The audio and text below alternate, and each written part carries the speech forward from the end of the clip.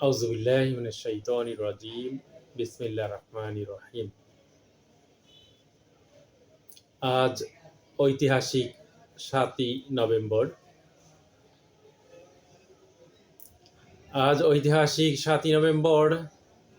জাতীয় বিপ্লব ও সংহতি দিবস।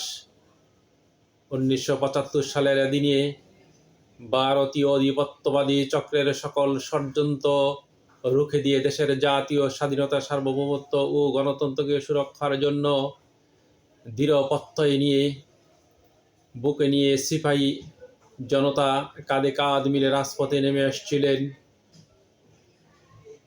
তারা খানের মাধ্যমে মহান স্বাধীনতার ঘোষক, বহুদলীয় গণতন্ত্রের মহান নায়ক,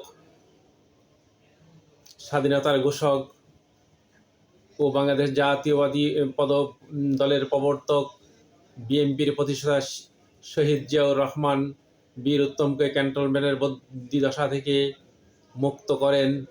তাকে দেওয়া হয় দেশ পরিচালনার দায়িত্ব। সিপাহী জনতার বিপ্লবের মাধ্যমে দেশের সার্বভৌমত্ব রক্ষা পায়।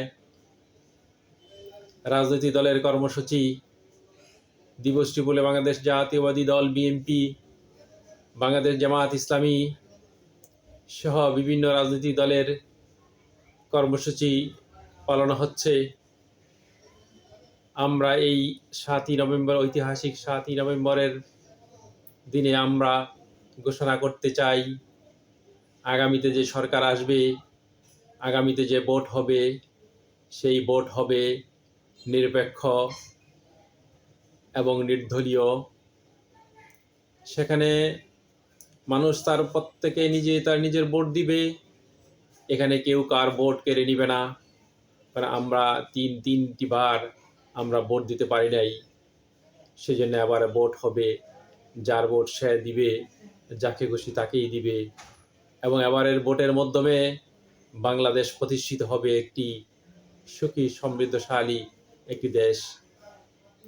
এবং এই দেশের সন্ত্রাস, চাঁদাবাজ, সন্ত্রাস, মাস্তানি, দখলদারিতে কোনো কিছুই থাকবে না। এমন একটি সরকার আমরা উপহার দিব যেন এদেশের মানুষ সুখে শান্তিতে থাকতে পারে। এদেশের এমন একটি সরকার প্রতিষ্ঠিত হবে, যে সরকার মানুষের সরকার হবে, যে সরকার মানবতাবাদী সরকার হবে। প্রিয় দেশবাসী, আপনারা আগামী ২৬ সালের নির্বাচনে আপনারা নিজেরা চিন্তা করবেন, কাকে ভোট দিলে এই সোনার বাংলা প্রতিষ্ঠিত হবে, আর কাকে ভোট দিলে এই দেশের সন্ত্রাস, চাঁদাবাজ মুক্ত হবে। তো সবাইকে শুভেচ্ছা, সবাইকে অভিনন্দন, সকল সুখ কামনা করে আমি আমার কথা শেষ করতে চাই। আসসালামু আলাইকুম ওয়া রাহমাতুল্লাহ।